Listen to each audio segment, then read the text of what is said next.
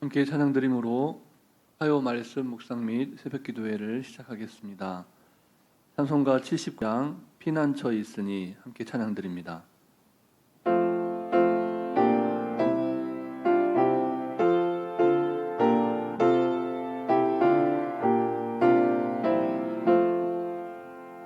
피난처 있으니 환난을 당한 자 이리 오라. 땅들이 변하고 물결이 일어나 산 위에 넘치되 두렵잖네. 이방이 떠들고 나라들 모여서 진동하나. 우리 주 목소리 한 번만 바라며 전하의 모든 것 망하겠네. 만유주 하나님 우리를 도우니 피난처요. 세상의 난리를 그치게 하시니 세상의 창검이 쓸데없네. 높으신 하나님 우리를 구하니 할렐루야. 괴로움이 심하고 환난이 극하나 피난처 되시는 주 하나님. 살아계셔서 오늘도 우리와 함께 하시는 하나님 아버지, 하나님께서 허락하신 귀하고 복된 새날, 이 하루도 하나님의 말씀되게 살아내는 복된 하루 되게 하셔서 하나님의 보다 더 큰 영광을 위하여 하나님의 기쁨이 되는 삶을 살아가는 우리 모두 되게 하여 주시옵소서. 사순절 절기를 보내는 중에 있사오니 이날 우리에게 주신 이 말씀으로 말미암아 우리의 몸과 우리의 마음과 우리의 영혼이 새로워지게 하여 주시기를 우리 구주 예수 그리스도의 이름으로 기도드립니다. 아멘. 오늘 우리에게 주신 말씀은 구약성경 시편 52편 말씀입니다. 구약성경 840쪽 전후에 있는 시편 52편 1절부터 9절까지 말씀을 교독하겠습니다. 포악한 자여, 네가 어찌하여 악한 계획을 스스로 자랑하는가? 하나님의 인자하심은 항상 있도다. 내 혀가 심한 악을 꾀하여 날카로운 삭도같이 간사를 행하는도다. 네가 선보다 악을 사랑하며 의를 말함보다 거짓을 사랑하는도다. 간사한 혀여, 너는 남을 해치는 모든 말을 좋아하는도다. 그런즉 하나님이 영원히 너를 멸하시며 너를 붙잡아 내 장막에서 뽑아내며 살아있는 땅에서 내 뿌리를 빼시리로다. 의인이 보고 두려워하며 또 그를 비웃어 말하기를 이 사람은 하나님을 자기 힘으로 삼지 아니하고 오직 자기 재물의 풍부함을 의지하며 자기의 악으로 스스로 든든하게 하던 자라 하리로다. 그러나 나는 하나님의 집에 있는 푸른 감람나무 같으며 하나님의 인자하심을 영원히 의지하리로다. 함께 읽습니다. 주께서 이를 행하셨으므로 내가 영원히 주께 감사하고 주의 이름이 선하심으로 주의 성도 앞에서 내가 주의 이름을 사모하리이다. 아멘. 구약성경 시편에는 총 150편의 시가 실려 있습니다. 그 중에 오늘 본문과 같이 표제어가 붙어있는 시는 116편에 달합니다. 시편에 나타나는 표제문은 주로 저자나 그 시편의 저작 배경 또는 그 시의 공식적인 특징과 그 시편을 활용하는 다양한 용도 등을 간략하게 알려주는 역할을 합니다. 그러므로 우리가 시편을 묵상할 때 각각의 시편에 붙은 표제어를 유심히 살펴볼 필요가 있습니다. 오늘 시편 52편 역시 표제문이 있는데요. 그 내용을 살펴보면 다윗의 마스길, 인도자를 따라 부르는 노래, 에돔인 도액이 사울에게 이르러 다윗이 아히멜렉의 집에 왔다고 그에게 말하던 때에 이렇게 다소 길게 적혀 있습니다. 여기서 마스길이라고 하는 용어는 교훈 또는 묵상이라는 뜻을 갖고 있는데, 그러므로 이 시편이 교훈 시편 그리고 개인 혹은 공동체의 자성을 묵상으로 이끄는 그 명상 시편이라는 사실을 알려주는 표제어입니다. 그리고 이 시편의 저자가 다윗이라는 사실도 우리는 이 표제어를 통해서 분명히 알 수가 있습니다. 다윗이 이 시편을 쓰게 된 역사적 배경은 구약성경 사무엘상 21장과 22장에 나타납니다. 당시에 다윗은 사울의 핍박을 피해서 놉 땅으로 피신을 했습니다. 그때 다윗 일행을 숨겨주고 또 그들에게 음식을 베풀어 준 사람은 그 당시 놉 땅의 제사장이었던 아히멜렉이라고 하는 사람이었습니다. 에돔 사람 도액은 사울 왕의 목자장이었는데 다윗이 놉 땅으로 피신해서 아히멜렉의 도움을 받고 또 다윗이 블레셋 장수 골리앗을 물리치고 그때 취했던 칼을 아히멜렉을 통해서 받게 되었다. 이 모든 사실을 사울 왕에게 그대로 고해 바친 인물이 도액입니다. 뿐만 아니라 다윗을 도운 아히멜렉과 제사장들을 사울 왕이 죽이라고 명령을 했는데 주변에 있는 신하들이 제사장을 죽이는 것 때문에 또 특히나 다윗의 명성을 알고 있기 때문에 그런 것들을 싫어했는데 사울 왕이 자기에게 그 모든 사실을 밀고 한 아히멜렉에게 제사장들을 죽이라라고 하는 명령을 내리죠. 그런데 아히멜렉이 그 명령을 듣고 가서 제사장뿐만 아니라 성읍에 사는 모든 남녀와 아이들, 심지어 젖먹인 어린아이와 가축들까지 모조리 돌육해버립니다. 간사한 혀를 올려서 그 모든 일을 주동한 에돔 사람 도액에 대한 다윗의 마음이 어떻겠습니까? 본 시편은 그에 대한 다윗의 신경을 아주 거침없이 표현하는 말로 시작합니다. 다윗이 뭐라고 말합니까? 본문 1절 상반절 말씀을 보시기 바랍니다. 포악한 자여, 내가 어찌하여 악한 계획을 스스로 자랑하는가? 다윗은 에돔 사람 도액과 같은 사람을 포악한 자라 이렇게 부릅니다. 그리고 도액과 같이 포악한 사람들의 특징에 관해서 그 다음에 서술하고 있는데요. 본문 2절부터 4절까지 말씀을 다시 함께 교독하겠습니다.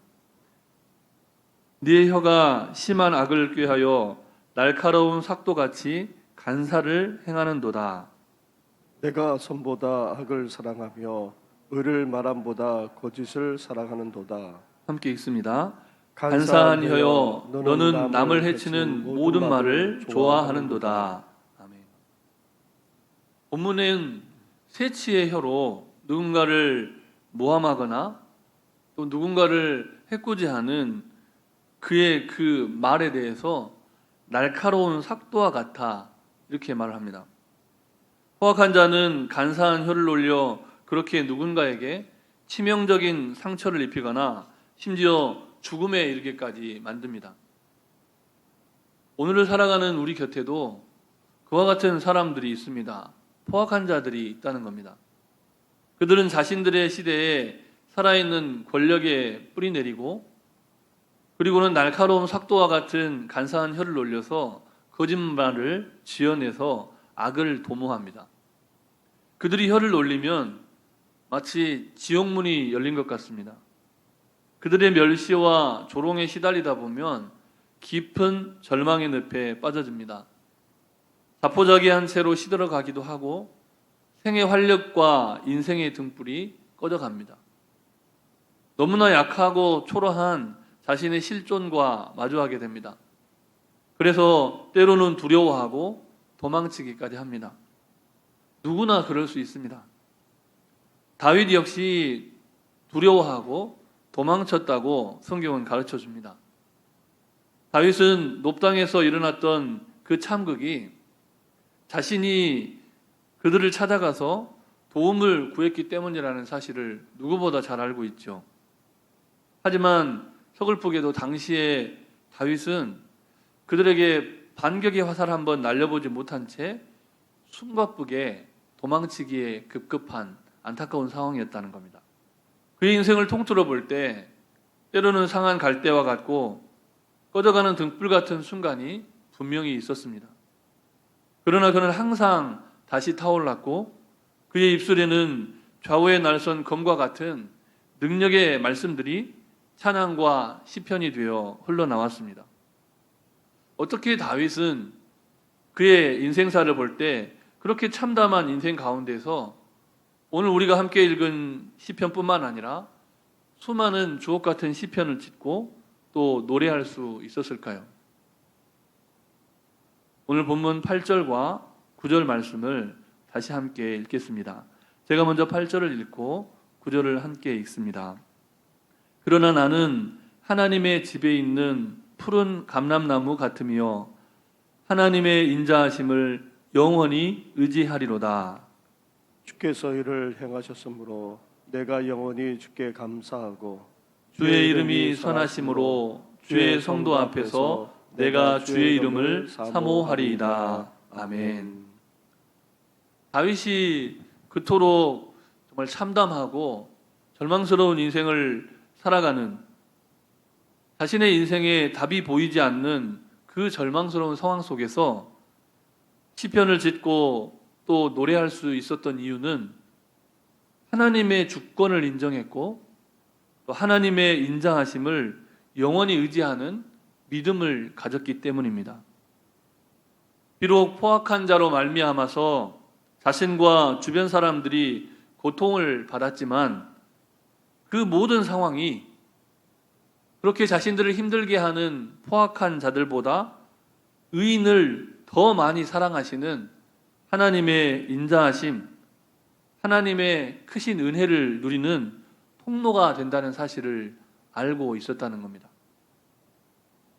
그래서 허리에 골리앗의 칼을 차고 이 시편을 노래할 수 있었던 겁니다. 비록 지금은 인생의 답이 보이지 않고 정말 암담하지만 하나님만 의지할 때 누렸던 위대한 승리를 기억하고 모든 성도 앞에서 하나님의 선하시고 인자하신 이름을 소리 높여 찬양하는 그런 다윗의 의연함을 깊이 묵상해 보시기 바랍니다. 사랑하는 성도 여러분, 하나님은 하나님을 자기 힘으로 삼지 않고 오로지 자기의 재물의 풍부함을 의지하고 범사의 악을 도모하는 그런 포악한 자들의 인생을 반드시 멸하시고 뿌리째 뽑아내시는 분이라고 오늘 말씀을 통해서 가르쳐 주십니다.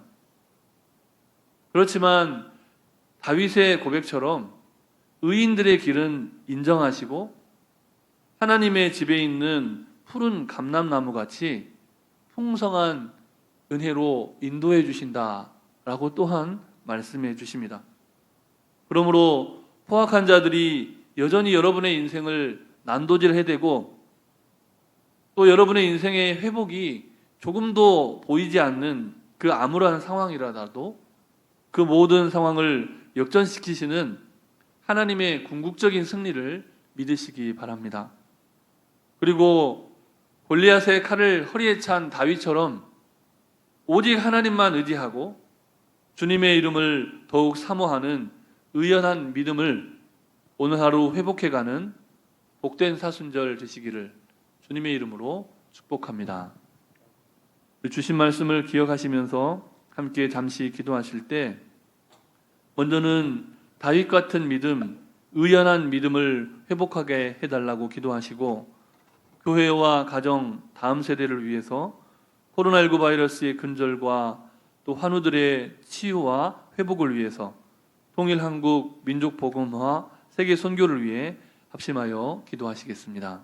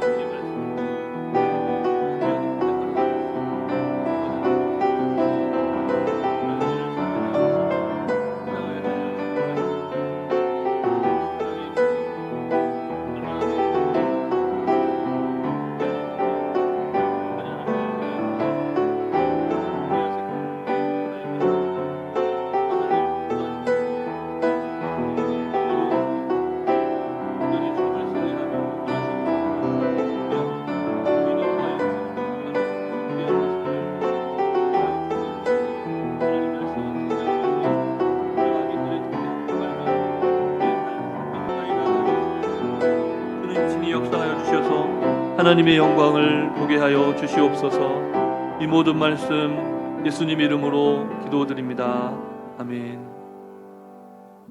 사랑의 하나님, 우리를 사랑하시되 십자가에 달려 죽기까지 사랑하시는 그 크신 사랑, 영원하신 사랑에 감격하며 감사를 드립니다. 이 시간 간구하오니 골리앗의 칼을 허리에 찬 다윗과 같이 이 세상 어떠한 상황과 형편 속에서도 의연하게 하나님의 이름을 높이며 영원하신 하나님을 찬양하며 나아가는 그 믿음과 용성을 회복하게 하옵소서. 우리를 위해 십자가 지시고 가신 주님의 길을 따라가는 믿음의 걸음들 되게 하여 주시옵소서. 모든 성도와 더불어 주님의 이름을 영화롭게 하는 복된 인생을 살아가게 하여 주시옵소서. 오늘도 육신의 연약함 가운데 하나님의 치유와 회복을 간구하는 모든 성도들의 삶을 긍휼히 여겨주시고 영원히 인자하신 주님의 사랑을 경험하며 체험하는, 그래서 회복되는 이 하루가 되게 하여 주시옵소서. 그리 아니하실지라도 범사에 감사하며 찬양하는 시인의 삶을 살아가기를 소망하오며 우리 구주 예수 그리스도의 이름으로 기도드립니다.